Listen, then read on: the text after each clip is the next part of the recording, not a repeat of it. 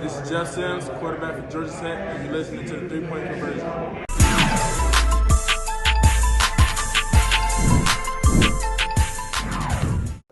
Yeah, obviously, just talked to the team.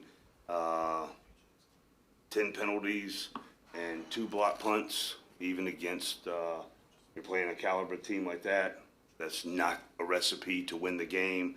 So obviously we've got to clean those things up.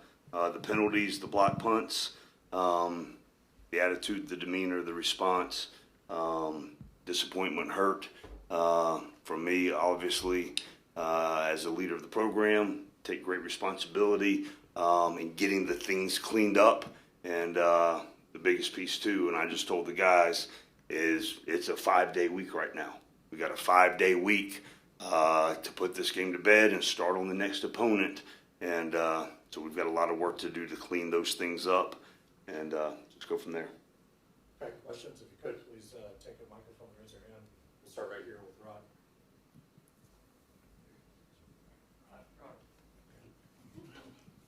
Hey, Jeff, when Charlie Thomas went out of the game, Sure. he had 9 tackles in a little over half. Yep. Score was 14-10. It seemed like the defense did not get any stops after that. Gotcha. We think very highly of Charlie Thomas in this program, and playmaking ability, leadership ability. He was very powerful in the locker room as well, and so we just gotta.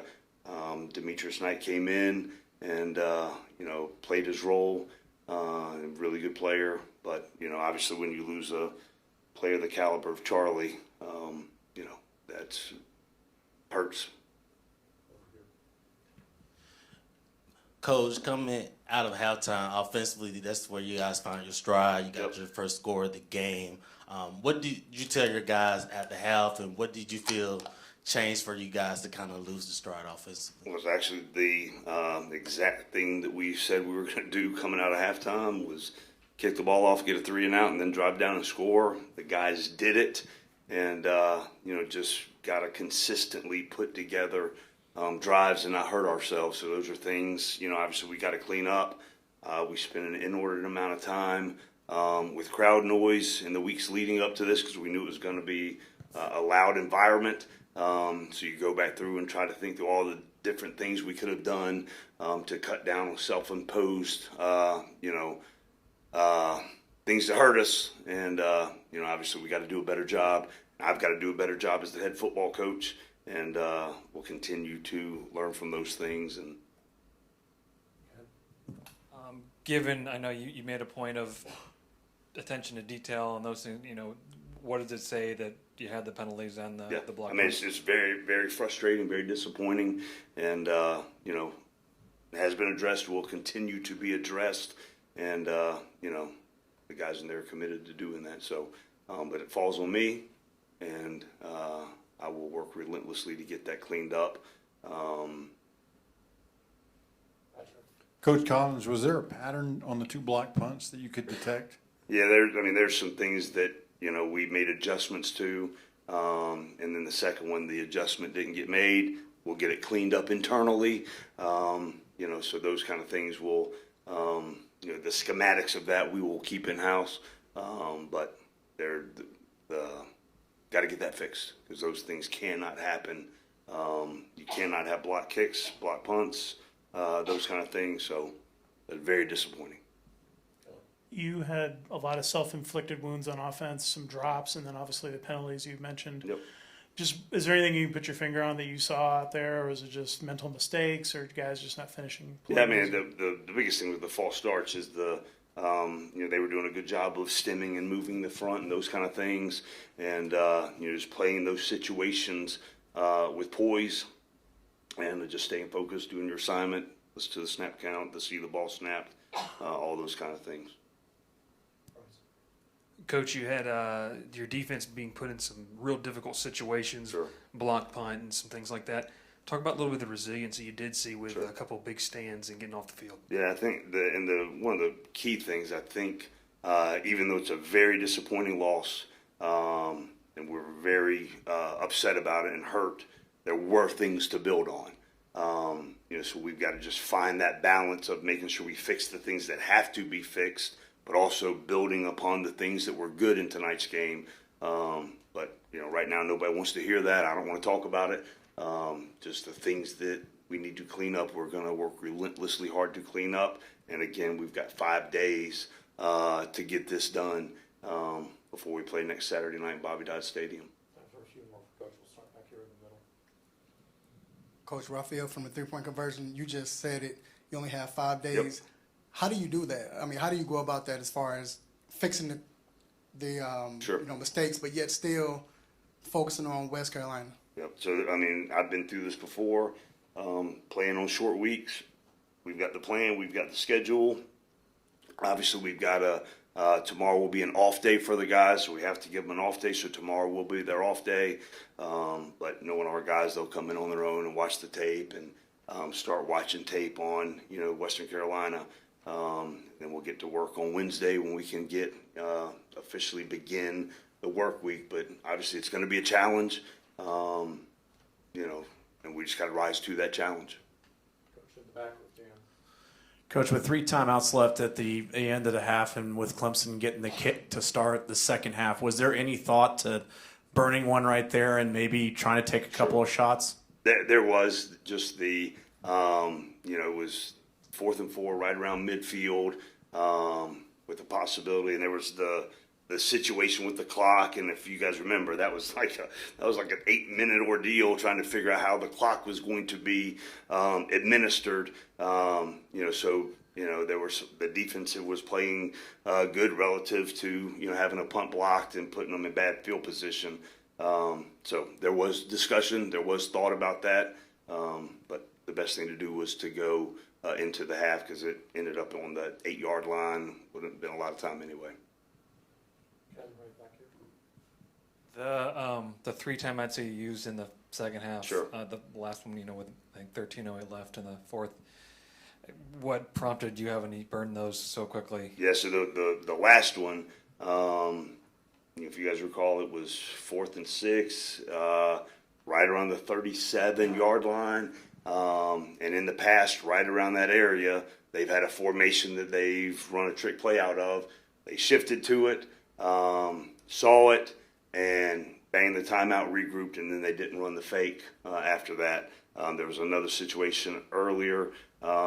We don't ever want to have a situation that could be an explosive play because we're misaligned. I saw we were misaligned, wanted to make sure that we did not have something very unfortunate happen to us during that drive, banged it, and got it corrected. So obviously you want to keep the timeouts as long as you can, but you also don't want to put yourself in harm's way if you don't have to at key points of the game. Kelly, we'll wrap up with you. The one thing that I thought was a positive takeaway for you guys, it was the pass rush was pretty significant, and really DJ made 2 plays kind of Sure. out of that changed probably the momentum of the game as Yep. well, particularly the one play where he got the ball out where Yep. he was Yep. dead to rights. Just talk about what worked with the pass rush, why you feel like you guys were more effective today. That's been probably the most effective Sure. pass rush you've had. I think, obviously the development of the players, and we've got really good players up along the defensive front and the second-level defenders that we were activating in some pressures. But I thought there were some things that we dialed up that got home, and, just got to make sure that we get the quarterback down and not let him scramble and do the really athletic things he's able to do, because there was 2 of them that should have been a sack. But really good players make really good plays, and those are learning experiences for the guys. To make sure we finish those plays and get the sacks when we got them dialed up. Coach, we'll go ahead and wrap you Okay, up. So thank you. Got you guys the players now. Keon, this was your first healthy game at Georgia Tech. Just how did it feel? You got a lot of pressure, got some sacks. Just how did it feel to finally kind of be able to play up to your potential a little bit?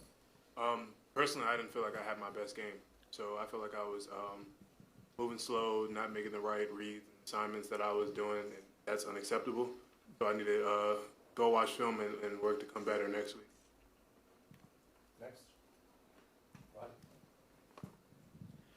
Coming out of the locker room in the second half, how confident were you guys, especially after the way you played in the first half?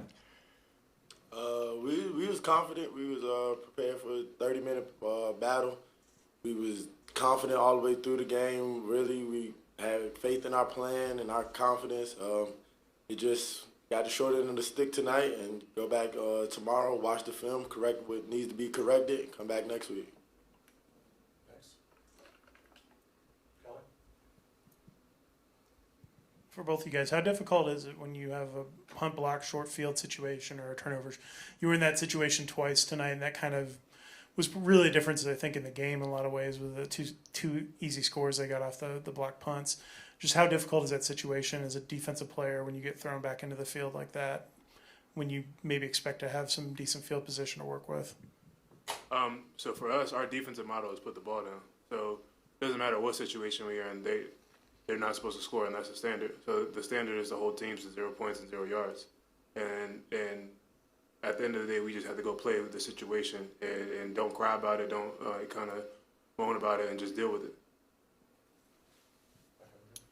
For both of you guys, what do you think was working early that maybe kind of shut down that Clemson offense early in the game, and maybe what changed in the second half that allowed them to kind of go on a run?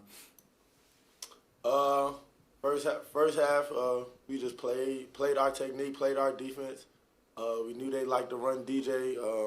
We was pretty sound on that and everything, and on the run game, we sound and everything. Second half, they went in and made some adjustments.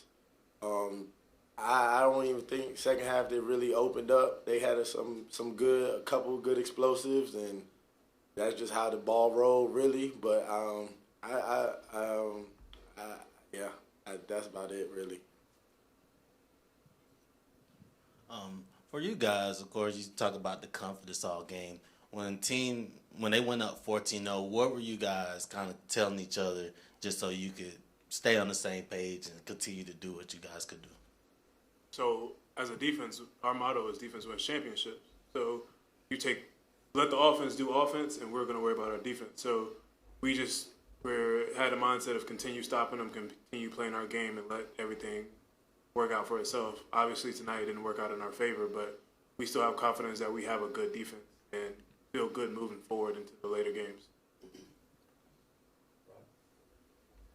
With the short week before the Western Carolina game and a day off tomorrow, is it better to have a game like that earlier in the year, before you're really banged up and that type of thing? Maybe you can come back a little quicker earlier in the year?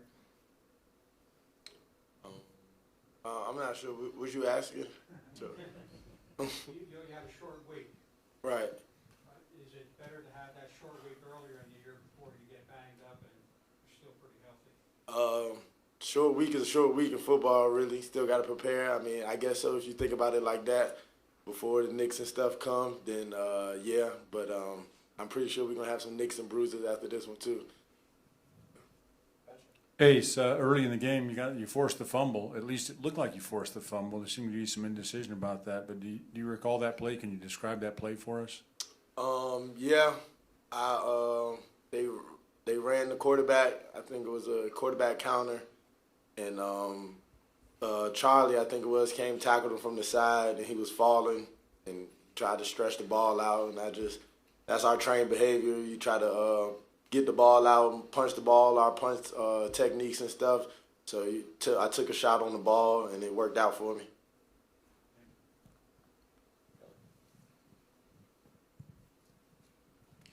The Ace, how much did it make a difference when Charlie went out of the game? Because he was a little bit of your eraser tonight. He was making a lot of good plays, and particularly in the run game. Just how much did that impact you guys? I know you guys have a lot of confidence in Demetrius, but Charlie is kind of that freak sideline to sideline guy for you guys. How much did that impact not having him? Because I think it was 14-10, was it, or something, when he went out, and then they kind of went on their run.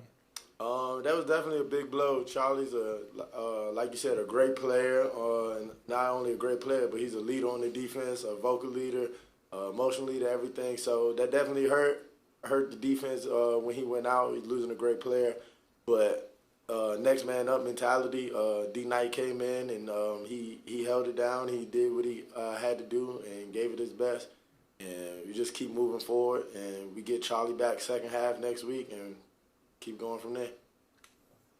middle of the third quarter, I think the score was 14-10, either or, you had them third and 10, and you all pressured DJ, basically almost had him sacked, and he turned around and flipped it to Shipley, and he got the first down. Do you feel like that changed the momentum in your eyes? Well, one, that was just a hell of a play by him. We had him sacked, and he just made a play. Good players make plays. As far as it changing the game, I don't think it really did. Our defense still had a next play mentality. So you aren't going to stop them on every third down. You just have to deal with that. And we just went next one up, and then I still feel like as a defense, we still play solid after that. Hey guys, despite the final score, it seems like you guys have continued to point out that you guys feel really good about your defense. What are some of the positives you can kind of take from this? And I guess why do you feel so confident going forward that this defense is kind of what you think it is? I feel like our defense is the nucleus of this team. Not saying anything to the offense, but I feel like our defense is where most of our seniors are, and we have a lot of that senior leadership. And I feel like as a whole, we stayed cohesive and as a unit tonight, and we didn't kind of split apart. And that's the biggest challenge in teams when situations like this happen, just splitting apart. But as a defense, I feel like we stayed together because of our leadership. And I think going forward, that'll be a big part of who we are as a team, not even just the defense. Okay, you want to wrap this up with the defense? Ace, you mentioned a lot in the preseason, even in the spring, about communication needing to be better. Can you kind of give me a sense of how that worked for you guys in terms of everybody being on the same page? It seemed, from watching it seemed like you guys were in the right places most of the time. Yeah, great defense is a defense that communicates and makes sure everybody's on the same page. I feel we did a pretty good job of that tonight. I wouldn't say it was perfect. Definitely needs some more things cleaned up. But being on the same page is the first step of being a good defense. And I think we did some good things tonight. And we just got to keep building on that, keep communicating, and making sure everybody's on the same page. EJ, what was it like to get that first catch under your belt? Oh, it felt good. It felt good to be back. Definitely. There was a lot of mixed emotions in there, but I'm glad to put some points up for the team.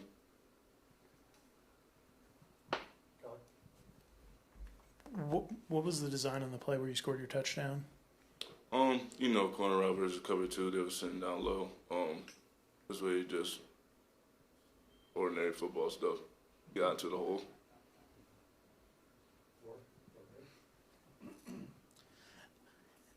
After they went up, I believe it was after they went up 14-0, Jeff Sims and the offense just seemed to be clicking. He was completing a lot of passes. For you, what do you feel was able to help get things going? Because it seemed like you guys were able to move the football all night. You just weren't able to kind of finish. But just really just communicating, just keeping each other up the whole game. People see people, they put their head down, stuff like that. There's always somebody to come around, make sure everybody's uplifting and really just pushing down the field. So just sit there, just keep communicating, make sure everybody's on the right page.